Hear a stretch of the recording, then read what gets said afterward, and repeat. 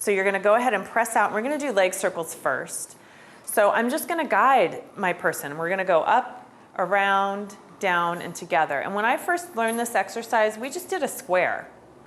And I wouldn't even necessarily tell the person about it, I'd just guide them. Of course, it's really easy for you guys as teachers to do this really symmetrically, but you remember, or maybe you don't remember, how hard it was at the very beginning. It was super hard, right? So as they're working, I'll smooth it out a little bit, and I'm not necessarily helping, I'm just guiding. Okay, and then we're gonna reverse. I'm gonna go ahead and let somebody else feel, so you're on your own. So as I'm guiding, I'm just making sure that the symmetry is there. Now for Nan Young, I can feel that one leg wants to be a little different than the other. And this is super helpful for me as a teacher without having to have said a whole lot to her.